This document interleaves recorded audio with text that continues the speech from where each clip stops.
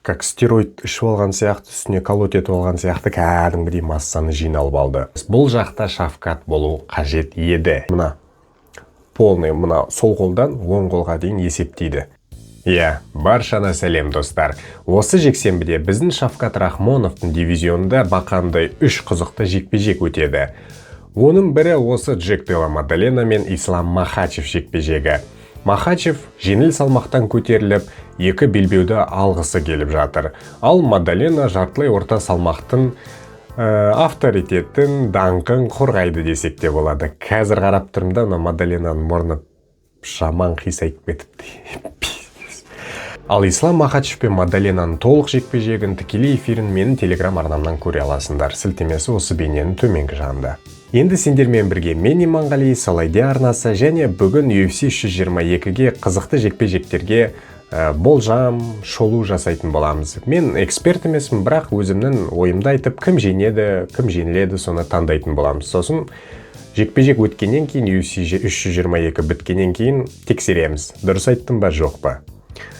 Ең бірінші әрине Ислам Махачев пен Джек Делла Мадалена. Негізі бұл жақта бірінші Ислам Махачевтен бастайық. Ислам Махачев денесін, формасын бәріміз көрдік. Мен өзім телеграмыма салған болатынмын, тіркелмесен тіркеліп кет. Формасы бешеный енді. Кәдімгідей, как стероид ішіп алған сияқты, үстіне колоть етіп алған сияқты кәдімгідей массаны жиналып алды. Бірақ ол массамен қимылдай ала ма, қолапайсыз болып қалмай ма? Ол бір бөлек әңгіме.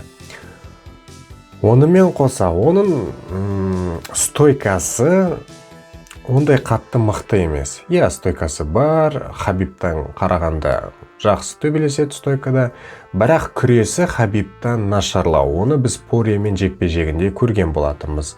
5-ші раундта ма, 4-ші раундта ма қылғындырды Порьені, бірақ әрең біраз таяқ жеді. Енді Ислам жайлы айттық, Мадаленаны сол Порьенің үлкен версиясы, түрі деп өзім ойлаймын. Яғни Мадалена өзінің боксымен танымал. Белалды бокспен ұтып, және де тейкдаун, жерге лақтырып, оған жол берген жоқ, тейкдаундарға жол берген жоқ. Сөйтіп ол қорғанып белбеуді алған болатын. Енді дәу Порьені Ислам Махачев жеңе ала ма? Менімше жоқ. Онымен қоса Бёрнспен жекпе-жегін еске алсақ, Мадаленаның коленамен Бёрнсті құлатып, ұйықтатып тастады жеңіліп жатқан сәтте. Сондықтан Исламды да бір колена немесе апперкотпен тейкдаунға кірейін деп жатқан кезде ұстап алса Мадалена, жекпе-жек бітті десек болады. Сонымен, мен бұл жекпе-жекте Мадаленаға беріп тұрмын.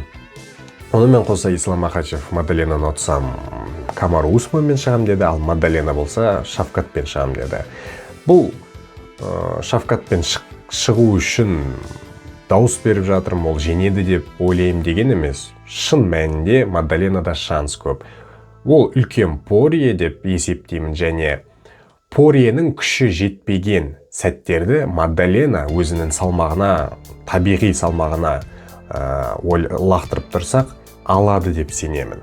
Мадалена өзінің күшімен қылғындыруға, тейкдаунға жол бермей, осы жекпе-жекті алады деп сенемін. Әрине 5 раунд болмайды бұл жекпе-жек. 3-ші раундта технический нокаутпен бітеді деп ойлаймын. Көреміз. Келесі жекпе-жек қыздар. Валентина Шевченко, Вейли Янг. Бұған көп тоқталмаймыз, тез-тез айтып кетем. Шевченко. Вейли Янг бұл дивизионға көтеріліп тұр. Шевченконың соңғы жекпе-жегі Александр Грассоға қарсы болды. Бір рет жеңілді, сосын ничия болды, сосын жеңді. Бұл үлкен тәжірибе деп ойлаймын. Ол тәжірибеден өткеннен кейін Вейли Янг оған ондай қатты қарсылас болады деп ойламаймын. Көбісі Вейли Янгтың жылдамдығына, тез қимылдайтынына салып тұр, бірақ мен күшке сенемін. Ауыр күш. Валентина Шевченко күрескенді жақсы көреді, стойкада да жақсы, бірақ партерде жекпе-жек бітеді деп есептеймін. Бұл 5 раунд болуы мүмкін. Сондықтан бұл жекпе-жекті Валентина Шевченкоға беріп тұрмын. келесі жекпе-жек бұл енді қызық. Шон Бреди, Майкл Моралес. Бұл жақта шафкат болу қажет еді. Бірақ та шафкаттың да шешімі дұрыс. Шон Бредиге толық дайындалып, жарақатсыз шығу қажет еді. Және бұл жекпе-жектегі Шон Бреди мен Моралес мына кім еді?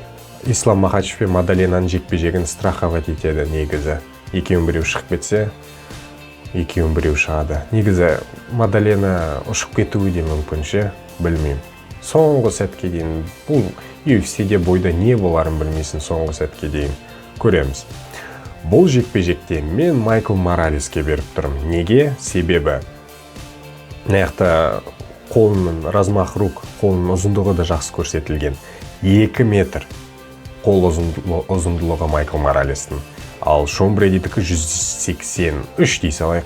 183 сантиметр. 17 сантиметр ұзынырақ. Яғни 7 оңғайлы Майкл Моралеске. Размах рук дегеніміз мына. Полный мына сол қолдан оң қолға дейін есептейді. Сол сенің размах рук қолының ұзындығы. Менімше Шон Бреди Леон Эдвардсты қылғындырып тастаған еді, күреске баруға тырысады, бірақ Майкл Моралес тейкдауннан қорғанып, стойкада нокаутпен бітіреді деп ойлаймын. Шешімге дейін бармайды, Майкл Моралеске салып тұрмын. Шон Бреди өзінің тәжірибесіне қарай күреске кіргізіп жеңуі мүмкін, бірақ мен олай есептемеймін.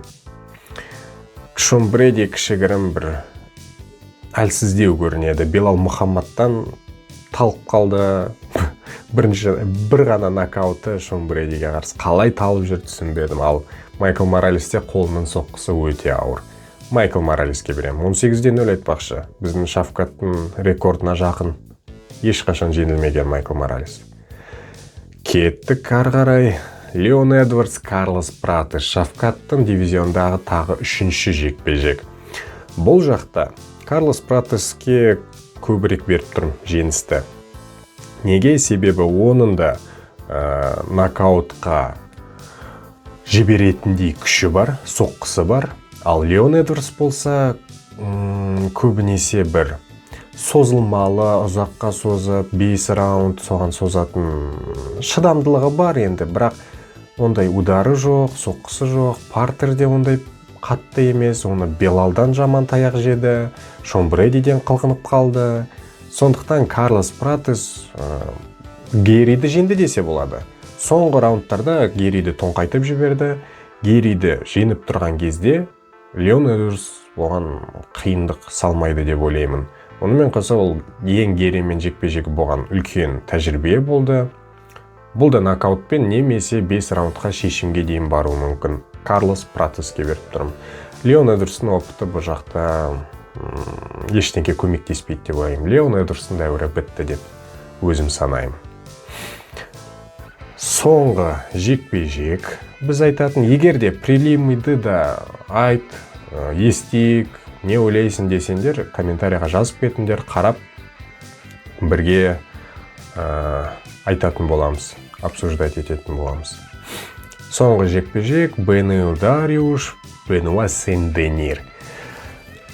Тағы да тәжірибе мен жастық кездесуде.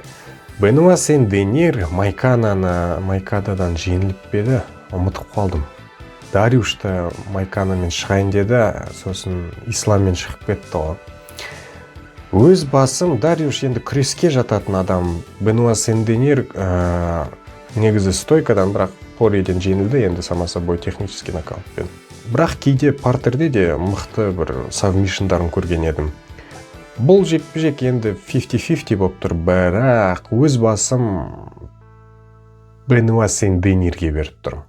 Дариуш кішкене психологиялық жағынан өте әлсіз көрінеді. Бенуа Сен-Денир кішкене қуып кеткен, былай жұлқынып жүрген жауынгер. Сондықтан Бенуа Сен-Денир деп ойлаймын. Сонымен осы, көреміз, мен айтқаным дәл бола ма, болмай ма, жекпе-жектен кейін тағы да бір шолу жасап, не ойладым, жекпе-жектерге реакциям бәрін түсіріп айтатын боламын. Сендермен болған мен Иманғали, менің ойлармен келісесіңдер ме, жоқ па, комментарияға өз ойларыңды жазып, телеграмға жазып, бірге сөйлесіп бөлісейік. Сол ID арнасы барлық қызықтар тек біздің арнада. Менің спаррингімді көрсеңдер болады, Фаниль Рафиковпен, ол да өте қызық өтті. Сонымен осы, қош аман сау болыңдар, келесі кездескенше аман болыңдар. Тіркелуді ұмытпаңдар.